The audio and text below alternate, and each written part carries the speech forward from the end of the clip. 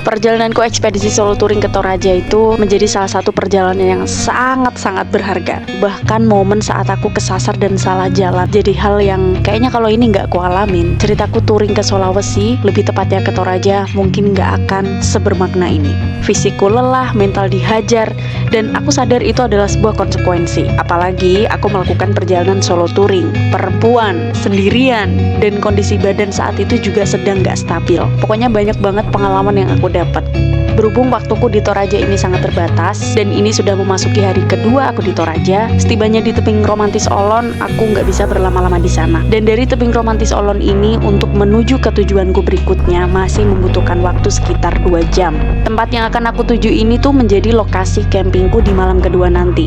Dan jalanan dari tebing romantis Olon menuju ke Toraja kota, ternyata nggak semulus yang aku bayangkan. Keluar dari tebing romantis Olon ini, aku masih harus melewati kawasan hutan dengan jalanan tanah, dan sesekali aku juga melewati perkampungan kecil dan juga jalan cor-coran. Nah, saat melewati jalan cor-coran ini, aku baru notice ternyata jalanan menuju ke tebing romantis Olon itu emang lebih bagus kalau kita lewat Toraja kota. Ya, inilah, aku juga salah di sini ya, karena memang aku nggak search dulu untuk jalurnya, ya namanya solo touring, dan pada saat itu emang aku terburu-buru, jadi jangan ditiru ya bagian ininya.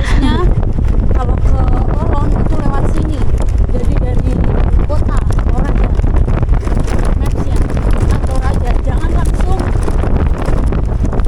Makassar ke Olon, nanti kalian lewat Enrekan kayak aku, jalanannya nggak enak. Jadi buat kamu yang berencana nanti touring ke Sulawesi dan pengen ke Toraja, aku sarankan pokoknya lewat jalur utama aja. Baru nanti dari Toraja kota kalian arahkan rutenya ke tebing romantis Olon. Saat udah lewat jalanan ini, rasanya tuh kayak akhirnya aku ketemu peradaban. Dan jujur aku kangen banget ngeliat Indomaret, terus ketemu truk-truk besar dan kemacetan jalan. Mungkin karena efek terlalu lelah ya, hampir 2 hari aku dihajar habis-habisan lewat medan jalan yang rusak. Setibanya di kota, aku emang beneran langsung cari Indomaret ya, ngadem di sana, beli jajan, beli minuman, terus juga sekalian nyuci motor. Nah, sehabis nyuci motor ini, waktu aku melanjutkan perjalanan kembali, aku ngerasa, waduh, nih kok ban motorku kerasa nggak enak ya. Akhirnya aku pun nyari bengkel terdekat, dan setelah dipompa, ternyata ban motorku bocor guys. Rasanya, untung udah nyampe kota. Bocor lagi. Oke, waktunya ganti ban. Karena urusan ban udah kelar, saatnya ngisi tenaga dulu. Karena sedari tadi pagi aku tuh cuman sarapan roti aja. Aku ketemu dengan warung barokah, dan yang bikin lebih seneng lagi adalah ibu penjualnya itu ternyata wong Jowo rek. Rasanya hatiku makin berbunga-bunga karena bisa ngobrol pakai bahasa Jawa sama orang Jawa langsung. Tapi kan nek teng Jawi yang tentol jadi penak lagi cepet. Biasanya di orang anak tol nampak. Dan dikarenakan gerimis sudah mulai turun nih, aku pun bergegas kembali melanjutkan perjalanan. Dan aku juga seneng banget ibu pemilik warungnya tuh juga turut mengantarkanku pergi. Rasanya kayak Jawa banget ya, disambut dan diantar ketika pulang. Luar biasa, semoga sehat selalu ya ibu. Monggo ibu.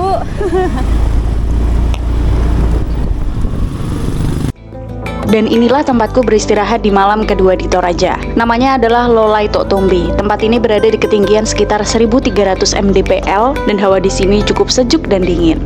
Yang bikin aku memilih beristirahat di sini adalah karena view lautan awan ini. Sunrise di sini juga luar biasa indah banget. Meski selama di sini aku cukup kurang enjoy ya karena ramai orang, tapi tempat ini worth it buat kalian datangi. Oh ya, di sini juga ada penginapan ya. Jadi kalian bisa bebas pilih mau sewa penginapan, sewa tenda, atau mendirikan tenda sendiri juga bisa.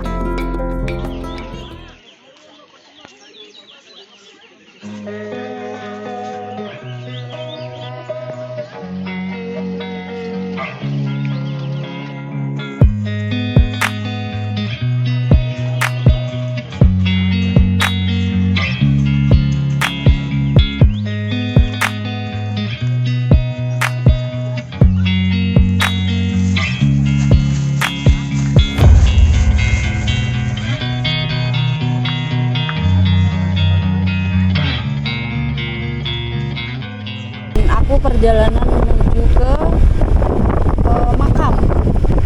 Sekalian ini perjalanan.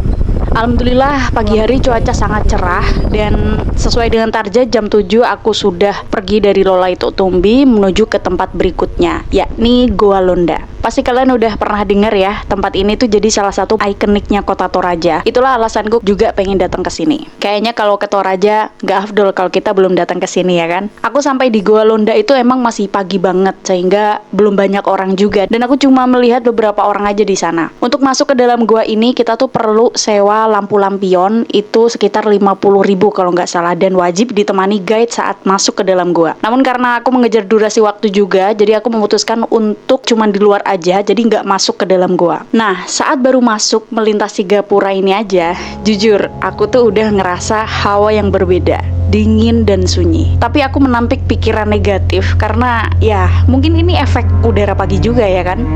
Dan entah karena suges atau apa, jujur aku ngerasa hawa di sini tuh beda banget. Mistis dan sakralnya tempat ini tuh kerasa banget, ditambah juga dengan keberadaan jajaran peti mati dan juga patung yang tertata di tebing goa.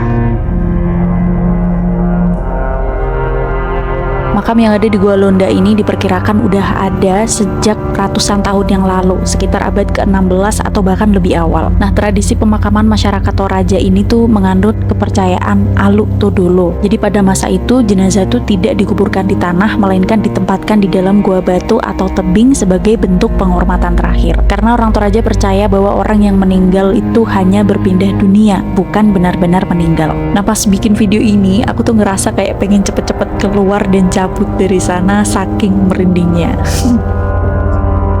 Setelah keluar dari Goa Londa, aku tuh tersadar akan sesuatu. Kupikir motor yang terparkir di sebelah motorku itu merupakan motor pengunjung lain. Tapi kayaknya dugaanku salah, karena itu adalah motor para jemaah gereja yang sedang ibadah minggu.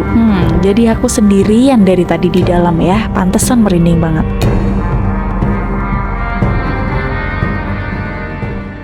Meskipun aku sudah berkunjung ke Goa Londa, tapi ada lagi tempat yang ingin aku datangi. Tempat ini emang gak jauh berbeda dari Goa Londa, sama-sama merupakan sebuah makam, tapi yang ini namanya adalah Batu Lemo. Dari kejauhan kita tuh udah bisa melihat tebing Batu Kap, dimana tebing ini tuh udah ada sejak ratusan tahun lalu. Para leluhur Toraja juga dimakamkan di sini. Nah, patung-patung yang dipahat dan diletakkan berjajar di dinding itu disebut dengan tau-tau. Tau-tau ini dibuat menyerupai wajah dan juga tubuh orang yang sudah meninggal tadi. Tujuannya adalah sebagai perwujudan arwah mereka di dunia. Jadi ketika keluarganya sedang berkunjung ke makam, seolah-olah tuh mereka masih bisa bertemu dengan almarhum gitu. Sewaktu di Batu Lemo ini jujur aku merasa lebih enjoy ya. Tempatnya juga terbuka, jadi aku nggak ngerasakan hawa-hawa yang mengintimidasi gitu ya. Aku juga lumayan lama bersantai di sini, menikmati suasana dan juga merenung ya. Wow, amazing Toraja. Dan sebelum aku pulang, aku juga sempat mampir ke kios kecil yang gak jauh dari lokasi makam. Ibu penjaga tokonya juga sangat ramah banget menyambut, Masya Allah sekali. Yang awalnya aku cuma lihat-lihat aja ya, sampai akhirnya aku beli beberapa barang deh buat oleh-oleh. Oh ya ampun, terima kasih. Semoga sehat-sehat ya Bu ya. Amin amin. Insya Allah nanti kesini lagi. Saya bawa keluarga nanti.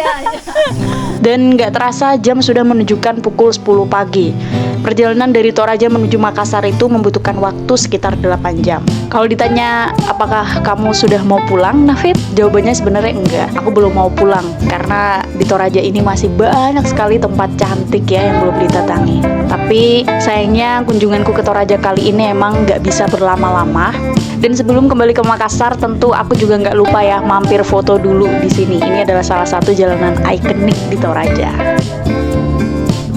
Kupikir perjalananku kembali ke Makassar ini akan berjalan mulus teman-teman, tapi ternyata dugaanku salah. Saat baru tiba di Toraja kemarin kan ban motorku sempat bocor. Kali ini ternyata kembali bocor untuk yang kedua kalinya. Ya seperti dugaanku ya, yakni ban motorku ini emang udah waktunya ganti. Sayangnya bengkel tempatku berhenti ini tuh mereka nggak punya ukuran ban vario yang besar, sama seperti ukuran ban motorku saat ini. Dan karena aku udah males juga ya cari-cari bengkel lagi, akhirnya ya udahlah, aku pakai ukuran ban yang ada di sana, yakni rasio 90/80 untuk ban belakang teman-teman. Aduh. Dan perjalananku kembali ke kota Makassar alhamdulillah berjalan lancar. Terima kasih untuk teman-teman yang sudah menyaksikan video ekspedisi ke Toraja ini. Gak nyangka ternyata ada sampai 3 part ya. Dan selanjutnya videoku explore keindahan Sulawesi Selatan juga akan tayang di YouTube. Jadi jangan lupa subscribe biar kalian dapat notifikasi.